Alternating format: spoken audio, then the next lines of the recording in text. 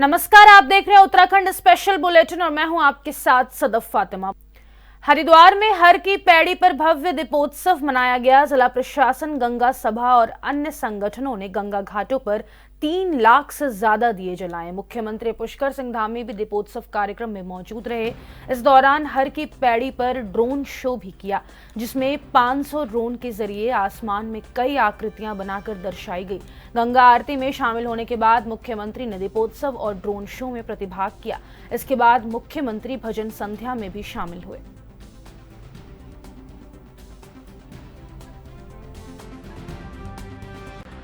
उत्सव और दीपोत्सव के रूप में हमें बहुत बड़े पैमाने पर हम इसको मनाना चाहते थे, लेकिन पिछले दिनों सड़क दुर्घटना में जो हमारे राज्य के 36 लोगों की जान चली गई, उसके कारण से हम इसको बहुत सादगीपूर्ण तरीके से और दीपोत्सव के रूप में एक संकल्प लेते हैं कि इन 25 सालों में हमारा राज्य हिंदुस्तान का श्रेष्ठ राज्य बनेगा।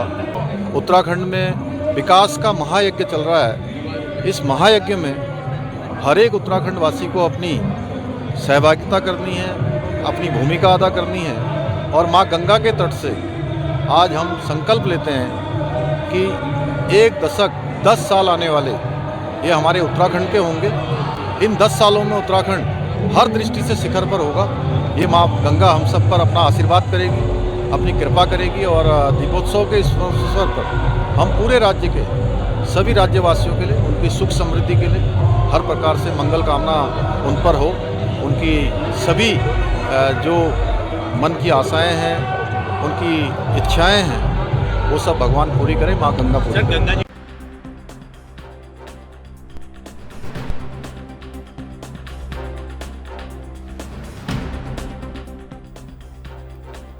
सीएम पुष्कर सिंह धामी ने हरिद्वार में स्टेडियम और तमाम सौंदर्यीकरण कार्यों का लोकार्पण किया। इस स्टेडियम को हरिद्वार रुड़की विकास प्राधिकरण ने 9 करोड़ 5 लाख रुपए की लागत से तैयार किया है। बीते दिन मुख्यमंत्री पुष्कर सिंह धामी ने पन्नालाल भल्ला क्रिकेट स्टेडियम हरिद्वार का लोकार्पण किया। वहीं इस दौरान उन्होंने बताया कि खेलो इंडिया के तहत सभी स्तरों पर युवा प्रतिभा को बढ़ावा देने के लिए हरिद्वार रुड़की विकास प्राधिकरण ने क्रिकेट स्टेडियम का विस्तार और विकास किया है। इस स्टेडियम को बीसीसीआई और अन्य क्रिकेट खेल विशेषज्ञों के दिशा निर्देशन और सुझावों को समाहित कर अंतर्राष्ट्रीय मानकों के अनुरूप तैयार किया गया है।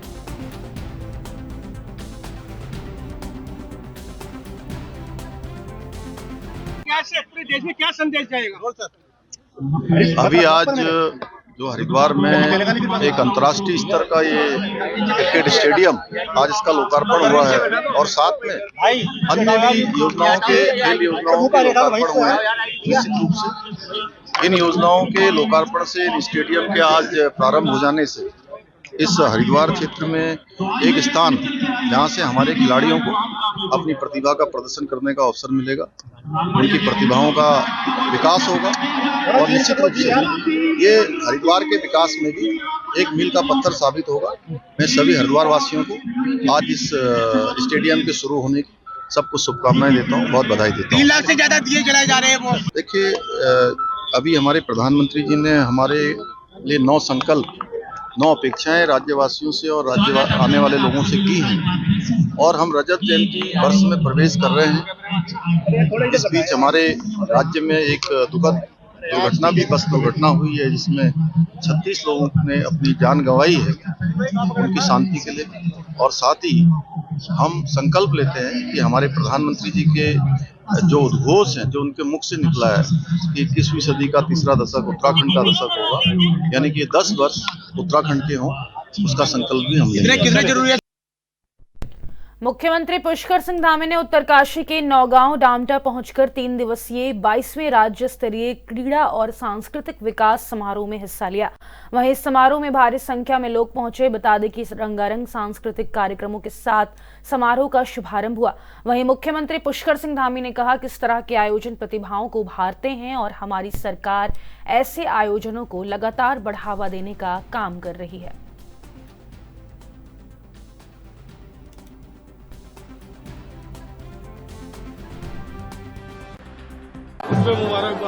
मैं आज विकास, बूढ़ी दिवाली, बगवाल के इस अवसर पर मैं सभी को बहुत शुभकामनाएं देता हूं, बहुत बधाई देता हूं कि भगवान श्री राम की सब पर कृपा हो, हमारा राज्य आगे बढ़े। और विशेषकर आज यमुना घाटी क्रीड़ा एवं सांस्कृतिक विकास समारोह जो हमारा ये चल रहा है, यहाँ पर अनेक प्रकार के सांस्कृतिक आयोजन भी हैं, खेलों के आयोजन भी हैं। ये इस प्रकार के समारोह, इस प्रकार के आयोजन हमारे सीमांत क्षेत्रों के बहुत दूरस्थ क्षेत्रों में और छोटे स्थानों से भी अनेक बड़ी प्रतिभाओं को जन्म देते हैं, उनको एक मंच प्रदान करते हैं, उनके खेलों के क्षेत्र में उनका विकास होता है, उनके व्यक्तित्व का विकास होता है। इसलिए इस प्रकार के आयोजनों को हमारी सरकार भी प्राथमिकता के साथ बढ़ावा दे रही है और इन आयोजनों को हर प्रकार से प्रोत्साहन कर रहे हैं। इस वर्ष हमारे राष्ट्रीय खेल भी राज्य के अंदर आयोजित होने वाले हैं, जो हमारे राज्य के खिलाड़ियों के लिए, यहाँ की खेल प्रतिभाओं के लिए एक बड़ा अवसर होगा। मैं सभी को अपनी तरफ से बहुत शुभकामनाएं देता हूँ। धन्यवाद। कैबिनेट मंत्री रेखा आर्य ने उत्तराखंड राजभवन देहरादून में राज्यपाल गुरमीत सिंह से मुलाकात की है। इस दौरान उन्होंने राज्यपाल को 14 नवंबर को यानी कि बाल दिवस पर होने वाले युवा महोत्सव 2024 के समापन समारोह में शामिल होने का आग्रह किया। उनके आग्रह को स्वीकार करते हुए महोत्सव में शामिल होने की राज्यपाल ने बात कही है। वहीं कैबिनेट मंत्री रेखा आर्य ने कहा कि राज्यपाल के मार्गदर्शन और अनुभव विशेषकर युवाओं के लिए अत्यंत लाभदायक सिद्ध होगा।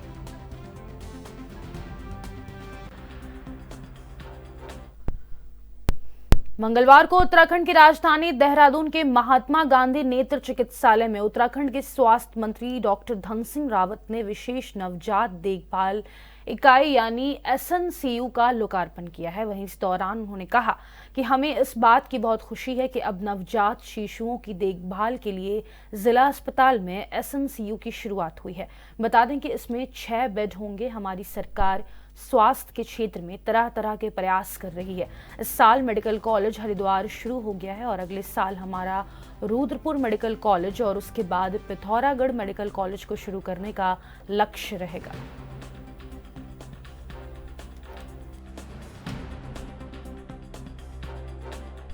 सबको इलाज की बधाई दे रहा हूँ। आज बड़ी खुशी की बात है कि जो हमारा जिला हॉस्पिटल है देहरादून का, यहाँ जिला प्रशासन के द्वारा और हमारे स्वास्थ्य विभाग के द्वारा 6 बेड का SNCU का आज विधिवत उद्घाटन हो गया है। और इसमें जो छोटे बच्चे हैं जो प्री मैच्योर होते हैं या उनको दिक्कत हो जाती है, उनको पूरा यहाँ पे देखभाल की जाएगी। और मैं कह सकता हूँ कि लगातार हमारी सरकार स्वास्थ्य सेवाओं को और बेहतर कर रही है। इस साल मेडिकल कॉलेज हरिद्वार भी शुरू हो गया है। अगले साल का टारगेट हमारा कि रुद्रपुर मेडिकल कॉलेज भी शुरू हो जाएगा और उससे अगले साल हमारा पिथौरागढ़ मेडिकल कॉलेज भी शुरू हो जाएगा। आप देख रहे होंगे कि अब डॉक्टर्स भी पर्याप्त मात्रा में आ गए, नर्सें भी अब पर्याप्त मात्रा में आ गई। 1500 नर्सों की बहुत जल्दी हम नियुक्तियां करने जा रहे हैं और अभी 288 जो बैकलॉग के MBBS डॉक्टरों की जो भर्ती करने जा रहे हैं वो भी पूरी हो जाएगी। तो हर प्रकार से जो है स्वास्थ्य सेवाओं को बेहतर किया जा रहा है। और बड़ी बात यह है कि अब हमारे राज्य में देश में पहला राज्य उत्तराखंड हो गया जहाँ की एयर एम्बुलेंस सेवा भी अब शुरू हो गई। उत्तराखंड के विधानसभा अध्यक्ष रितु खंडूरी 67वें राष्ट्रमंडल संसदीय संघ सम्मेलन में हिस्सा लेकर वापस लौट आई हैं। वापस लौटने के बाद स्पीकर खंडूरी ने ऑस्ट्रेलिया में आयोजित सम्मेलन में हुई चर्चाओं की जानकारी दी। उन्होंने बताया कि सम्मेलन के दौरान संसदीय कार्य प्रणाली को और बेहतर किए जाने पर चर्चा की गई। साथ ही सम्मेलन में संघ को नॉन चैरिटेबल संगठन के रूप में मान्यता दिए जाने पर भी फैसला लिया गया। बता दें कि ऑस्ट्रेलिया के सिडनी में 3 दिवसीय राष्ट्रमंडल संसदीय संघ सम्मेलन का आयोजन किया गया, जिसमें हिस्सा लेने के लिए उत्तराखंड के विधानसभा अध्यक्ष रितु खंडूरी भी पहुंची। कॉमनवेल्थ पार्लियामेंट्री एसोसिएशन में मैं गई थी और हम 2 स्पीकर्स असम और उत्तराखंड स्पीकर एग्जीक्यूटिव कमेटी में वहाँ के लिए नॉमिनेटेड हैं। तो हम वहाँ पहुँचे, एग्जीक्यूटिव कमेटी की अच्छी हमारी बैठक हुई जिसमें बहुत सारी चर्चा हुई और आपको ये बताते हुए भी खुशी है कि हम अभी तक एक चैरिटी ऑर्गेनाइजेशन थे जो कि ब्रिटिश रूल के तहत हमारे यहाँ काम होता था और काफ़ी समय से सभी देश लगे थे कि हम इसको नॉन चैरिटेबल करें ताकि हम एक अच्छे इंटरनेशनल ऑर्गेनाइजेशन के तौर पर फिर अपनी जगह बना सकें। तो इस बार ये ब्रिटिश सरकार के द्वारा ये निर्णय हुआ है और किंग ने अपनी स्पीच में इसको कहा है कि हम अब सीपीए को चैरिटी से नॉन चैरिटी करने जा रहे हैं। तो एक वो अच्छी चीज वहां पर हुई। साथ ही साथ मुझे पैनल पर भी बैठने का मौका मिला वहां पर, जो विमेन पार्लियामेंटेरियंस हैं कॉमनवेल्थ की, उनमें हमको पैनल पे बैठने का मौका मिला जिसपे ये चर्चा थी कि हम अपनी महिलाओं को किस तरह से राजनीति में आगे लेकर आए, उनको क्या ऐसा कार्य करें, कैसे उनको सशक्त करें कि वो खुद ही पहल कर राजनीति में आए। तो बहुत अच्छी चर्चा रही और वहाँ पे जो हमारी सरकारों के द्वारा कार्य हुए हैं, चाहे वो शुरू से सशक्त, उसके पैदा होने से लेकर उसकी पढ़ाई लिखाई, उसकी हेल्थ को लेकर मैंने वहाँ चर्चा की। लेकिन वहाँ पर जो बहुत फैसिनेटिंग उनको लगा वो हमारे सेल्फ हेल्प ग्रुप्स लगे, उसके बारे में बहुत चर्चा हुई। इनफैक्ट डॉक्टर गिम्बा जो कि हमारी प्रेसिडेंट है CWP की, विमेन पार्लियामेंटेरियंस की, उन्होंने कहा मैं आना चाहूंगी आपके स्टेट और देखना चाहूंगी ये स्टेट हेल्थ जो आपके सेल्फ हेल्प ग्रुप्स हैं किस तरह से काम करते हैं। क्योंकि मैंने वहां बताया कि हम केवल स्किल नहीं, स्किलिंग अब हो चुकी है, अब हम उनके प्रोडक्ट्स को मार्केट तक ले जा रहे हैं और मार्केट पहुंचा रहे हैं डिजिटल माध्यम से भी। तो एक तरफ जहां हम उनको डिजिटल लिटरेसी की बात कर रहे हैं, दूसरी तरफ फाइनेंसेस सिखा रहे हैं, क्योंकि जब आप मार्केट में जाते हैं तो खरीदना, बेचना, प्रॉफिट लॉस, इस तरह की चीजें होती है। फाइनेंशियल लिटरेसी दे रहे हैं और साथ ही साथ महिला हाट हम बना रहे हैं जो ऐसी जगह हो रही हैं जहां पर आप बहनें अपने सामान को जाकर मार्केट तक पहुंचा सकती हैं। तो वो बहुत उनको फैसिनेट किया और उन्होंने इस बात को अप्रिशिएट भी किया कि हम इसको देखना चाहेंगे। वक्त हो गया एक छोटे से ब्रेक का, फौरन लौटेंगे, आप बने रहें एनबी न्यूज के साथ।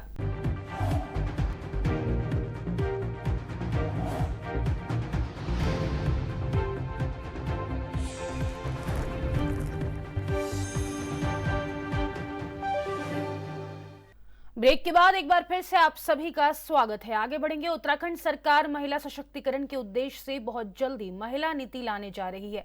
राज्य के मुख्यमंत्री पुष्कर सिंह धामी ने राज्य स्थापना दिवस के अवसर पर इसकी घोषणा कर दी है। वहीं उत्तराखंड विधानसभा अध्यक्ष ऋतु खंडूरी भूषण ने सरकार के इन प्रयासों की सराहना की है। उन्होंने कहा कि मौजूदा समय में महिलाओं को आगे बढ़ाना बेहद जरूरी है। प्रधानमंत्री नरेंद्र मोदी 2047 तक देश को विकसित राष्ट्र बनाने की दिशा में कार्य कर रहे हैं। ऐसे में देश की आधी आबादी के करीब महिलाओं का आगे बढ़ाना भी जरूरी है।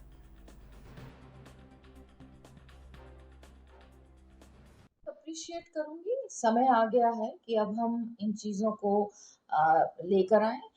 समाज में इस तरह की बात चर्चा हो रही है, बहनें आगे बढ़ रही हैं और मेरिट पे बढ़ रही हैं। देखिए, रिजर्वेशन बहुत अच्छी बात है, लेकिन मेरिटोरियस वुमेन ऊपर आ रही हैं, आगे बढ़ रही हैं। और ये भी देखने में आया कि जब उनको ये मौका दिया जाता है तो वो उस मौके का पूरा फायदा उठाती हैं और प्रयास करती हैं कि अच्छे से अच्छा कार्य हो। हर तरह से महिला को सशक्त करना ही पड़ेगा। 50% हम इस देश में कहते हैं कि महिलाएं हैं। तो अगर देश को विकसित होना है तो बैलेंस बना के विकसित होना पड़ेगा।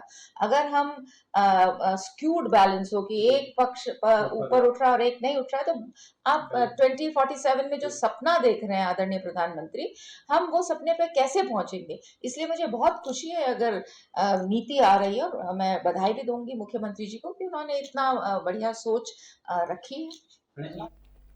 केदारनाथ विधानसभा उपचुनाव के लिए 20 नवंबर को मतदान होना है। सभी राजनीतिक दलों के प्रत्याशी और अन्य सभी प्रत्याशी लगातार चुनाव प्रचार में जुटे हुए हैं। कांग्रेस और भारतीय जनता पार्टी के बीच में मुख्य मुकाबला बताया जा रहा है। कांग्रेस के वरिष्ठ नेता और उपनेता प्रतिपक्ष भुवन कापड़ी ने प्रदेश सरकार पर सरकारी मशीनरी के दुरुपयोग का आरोप लगाया है। उन्होंने कहा कि केदारनाथ विधानसभा क्षेत्र में तमाम सरकारी कर्मचारियों को बीजेपी सरकार ने प्रचार प्रसार में लगा दिया है। उपनेता प्रतिपक्ष भुवन कापड़ी ने कहा कि क्षेत्रीय विधायक के निधन के बाद जितने उपचुनाव हुए हैं उन सभी चुनाव में परिवार के सदस्यों को ही टिकट दिया गया है। यह पहला मौका है जब बीजेपी ने उनके परिवार के बजाय किसी और को टिकट दिया है। उन्होंने कहा कि इस उपचुनाव में कांग्रेस प्रत्याशी मनोज रावत की जीत होगी, क्योंकि वह मूल निवास, भू कानून और अन्य मुद्दों को लेकर काफी गंभीर हैं और प्रखर वक्ता हैं। देखिए, केदारनाथ चुनाव, उपचुनाव जो है एक महत्वपूर्ण चुनाव है। और बात करें भारतीय जनता पार्टी की, तो प्रदेश में पहली बार ऐसा हुआ है कि किसी के परिवार कोई एमएलए है और उसका आकस्मिक निधन हुआ और उसके परिवार के व्यक्ति को टिकट नहीं दिया गया। मुझे लगता है पहली बार ही ऐसी बात है। और सरकार जो है संसाधनों का दुरुपयोग कर रही है, ये बात निकलकर पहले से आ रही है। यहाँ तक कि ये भी कहा जा रहा है कि जो वहाँ के कर्मचारी हैं, चाहे वो पुलिस कर्मचारी हों चाहे अन्य विभागों में हों, उनको भी वहाँ सरकार ने जबरन लगाया है। तो देखिए, चुनाव एक स्वच्छ प्रक्रिया है, उसे स्वच्छ रहने देना चाहिए और जनता जिसको तय करेगी, क्योंकि इस चुनाव से कोई सरकार बननी या बिगड़नी नहीं है, लेकिन एक संदेश की बात है। तो कांग्रेस पार्टी ने कमर कस रखी लगे हुए हैं। मनोज रावत जो है कि ईमानदार छवि के हमारे नेता हैं और प्रखर वक्ता हैं। भू कानून जैसे जो आज मूल निवास, भू कानून जैसे जो प्रमुख मुद्दे हैं उन पर उनकी जानकारी और उस पर प्रखरता से पहले से बोलते हुए आए हैं। तो जनता समझ रही है, केदारनाथ की जनता की आज जरूरत है मनोज रावत जी की। तो मुझे लगता है कि निश्चित ही कांग्रेस वहां पर चुनाव जीतेगी।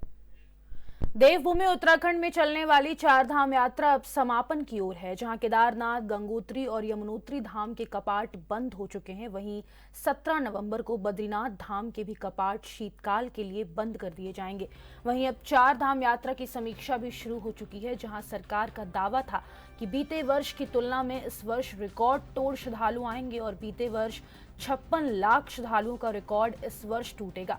वहीं यात्रा को लेकर कांग्रेस का कहना है कि यात्रा के शुरुआती चरण में ही सरकार के दावों की पोल खुली और तमाम अव्यवस्थाओं से श्रद्धालुओं को जूझना पड़ा। देखिए, यात्रियों की संख्या ये जो दिख रही, ये भी सही आंकड़े नहीं है। इन्होंने रजिस्ट्रेशन के आधार पर ये किया और रजिस्ट्रेशन में किए हुए लोग भी, बहुत से लोग नहीं आ पाए।